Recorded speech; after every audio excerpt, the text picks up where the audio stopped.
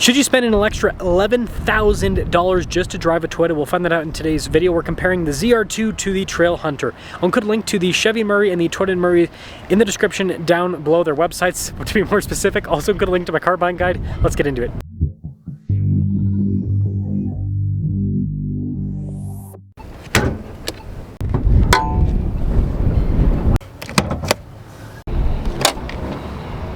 Powering the Tacoma is a hybrid turbo 2.4 liter 4-cylinder that goes through an 8-speed. Fuel economy is 22 around town, 24 on the highway, with power outputs being 323 horsepower and then 465 pound-feet of torque. Powering the Colorado is a turbo 2.7 liter 4-cylinder that goes through an 8-speed automatic transmission. Fuel economy is 17 around town, 17 on the highway. Something to note, the tires are way more aggressive on this. We'll talk about that in a little bit. Anyways, power outputs 310 horsepower, 430 pound-feet of torque. I'm trying to hit 500,000 subscribers before the end of the year. I would really appreciate it if you'd help out with that. We've got our iForce Max badge and a very muscular kind of bulky hood on the Tacoma. Turbo Max badge on the Colorado, and the center is raised there, which looks really good. Sharp headlight design on the Tacoma. We've got the bronze lettering here with light bar in the center too, as well as color changing fog lights, skid plate protection underneath, and aggressive recovery points.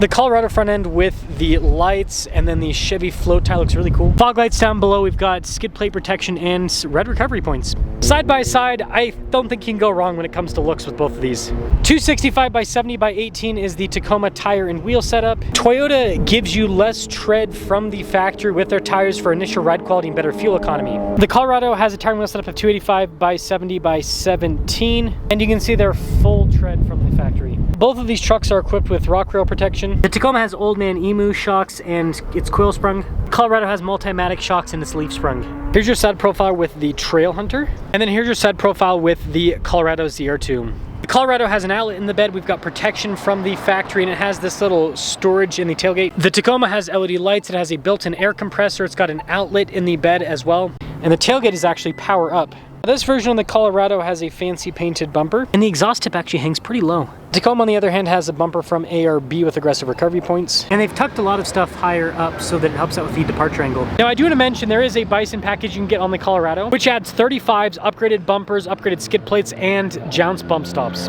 Now, cool coloration on the door panel with the Tacoma. We've got okay legroom back here. We've got cup holders, some outlets in the back, and we've got really cool looking seats with this Trailhunter package. Cool trim on the door panel with the Colorado too. Legroom's a little bit tighter, and then we've got cup holders, vents, some USB ports. And just like the Tacoma, it's got these really cool looking rugged off-road seats. Really nice front door panel with the Tacoma. It does have blind spot monitoring when it comes to tech. We have 1,215 pounds of payload. And again, cool looking seats. They're power adjustable with lumbar support. And then off to the left-hand side of the steering wheel, we've got our auxiliary switches, the button for the light bar, the fog lights as well, and to turn on the outlet. Now, the Colorado also has really nice trim on the door panel. Blind spot monitoring with the mirrors, and then you've got memory seat functionality. 1,265 pounds of payload. And then really cool trim here with the seats, power adjustable, lumbar support. And then just trailer brake controls off to the left-hand side of the steering wheel. And let's start up the Tacoma.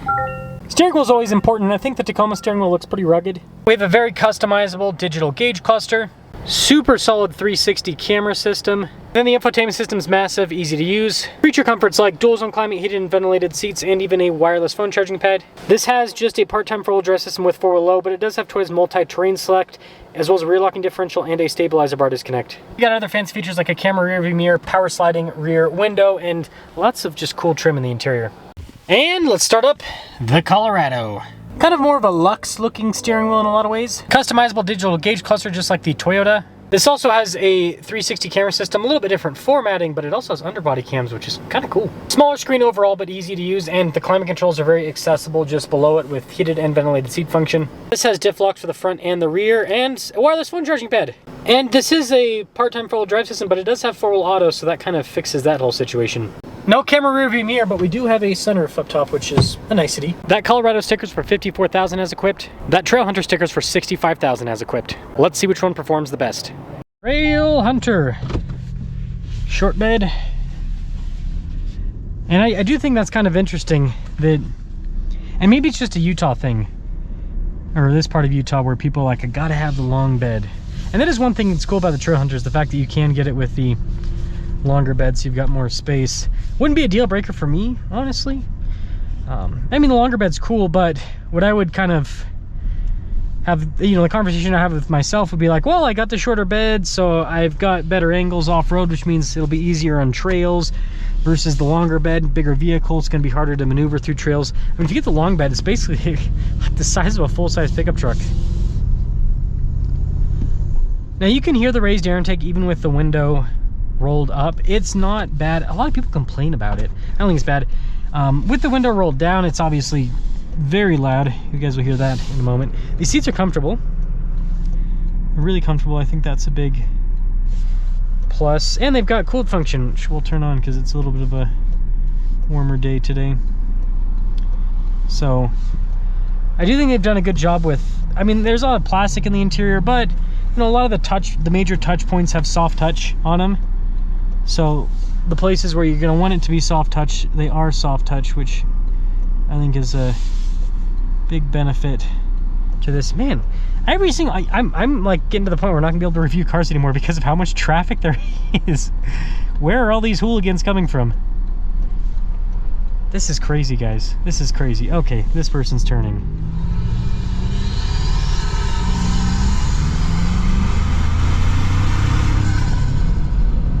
I could see, like, if it was that loud all the time, I could see how someone would get upset with the noise, but it's not. Again, if you roll up the window, it's not nearly, and I'll do the window up in just a moment. I think it's a nice sound. Again, if I had to hear that all day, every single day, that at that volume, I'd get annoyed. But this, it's kind of like a distant, like you hear it, not obnoxious at all.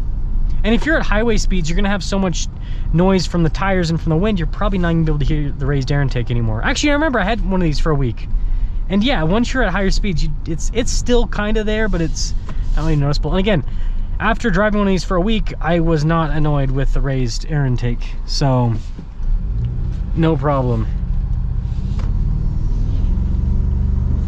The biggest downside is it does slightly decrease horsepower. It's not a huge amount.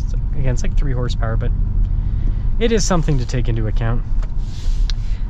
On road, the Tacomas all kind of drive the same. The Raptor, or not the Raptor, I always call it the Raptor because it kind of is the Raptor Tacoma. The TRD Pro drives more Raptor-like. It kind of has a unique feel, but this feels pretty similar to the other Tacomas in terms of the on-road driving experience. Off-road, it's going to be a little bit different. But on-road, it just feels like a body-on-frame truck, really. You go over the bumps and you can kind of feel the solid axle doing its thing, and you can feel things going through the frame, and it's normal kind of truck experience. Not bad, not bad. So the Trailhunter it's cool that it at least exists, and until Toyota gets rid of the silly seats in the TRD Pro, if you want the top dog off-roader that's actually practical in the back seat area, then this is the one that you're gonna have to go for the time being. Or maybe just Toyota's gonna keep doing those seats forever, and so that'll just be how things will be, which I could see that happening too. But I think enough people are complaining about the TRD Pro seats that they'll probably change it. So anyways, that's the Trailhunter. Well, let's see how the ZR2 compares to that Trailhunter. Should we be ZR2 in trails or hunted them, right? That was bad, but you know, I try. So I do want to talk about the Bison as we're tooting around the parking lot, because with how expensive that Tacoma is, you could get a Bison Colorado. Now, they're hard to come by, that's why I don't have one for this comparison, but the last one that I reviewed stickered for $62, I think, if I remember right. So still less than the Tacoma, and again, you get upgraded skid plates, and AEV makes amazing stuff. I love that company. Upgraded skid plates, you get upgraded jounce bump stops, you get the bumpers front and rear, and so all of the benefits that Trailhunter has over this would be gone pretty much, and you'd have a vehicle that has a front differential lock. So value-wise, yeah, Colorado's great. Now, one thing to note, Chevy doesn't really have a good traction control system. This is a mechanical truck, so like you're going to be using your lockers. Whereas the Tacoma, you can get away with the MTS quite a bit. Now, when it comes to power, this is really good. It doesn't have the torque that the Tacoma has. even though it says 430 pound-feet, the Tacoma feels punchier because you get instant right off the bat.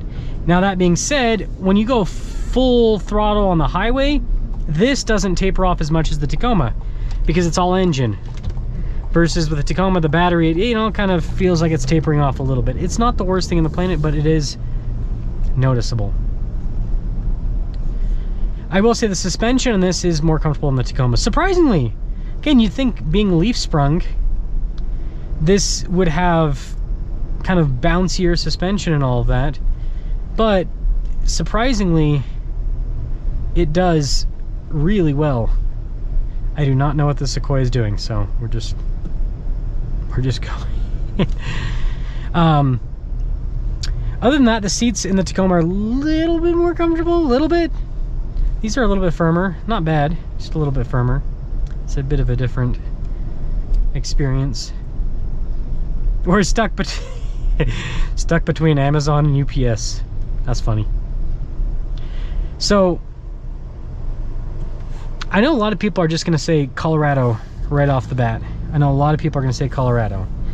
But here's kind of my 2 cents on this.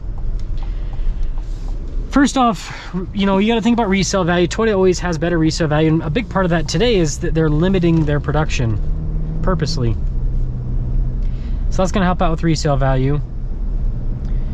And the other thing is what terrain you're going to be going on. If you're going to be doing, you know, a lot of actual like rock crawling, yeah, this is objectively going to do better. I can tell you that right now. Having a front diff lock makes a world of difference. But there's a big but. If you're going to be doing just a lot of general like trail running, I mean, if you're going to do high speed, this is going to be better at high speed than the Tacoma.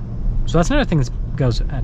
But if you're just doing like those middle speed kind of trails where sometimes it gets muddy and snowy, Toyota's traction control system will get you out, whereas this, I mean, it's gonna be a lot more driver, which is okay, right? That's fun, but you just have to understand the tool that you have. So, and that's my experience. I've taken several of these GMs off, you know, GM trucks off road, and that's what I've seen is like they just don't have that good of a traction control system. And so in things where in a vehicle that has a fancy traction control system, I can just get through this, I got to use lockers. Again, not a bad thing. It's like that's why you have them.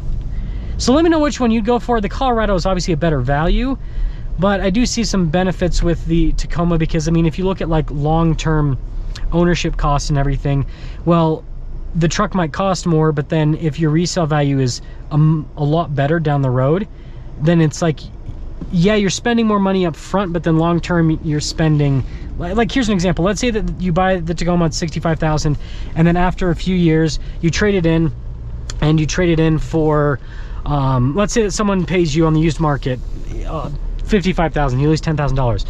Whereas with the Colorado, what if it was, you know, you buy it for 54 and then a few years down the road, because again, Chevys depreciate more, it's worth 34,000, right? It's like, well, you spent 65, but really you spent 10. And then with this, I'm not saying those are the actual numbers, because the Colorados actually hold their value decently well, but then, you know, you spent 20. So hopefully that makes sense. Let me know your thoughts.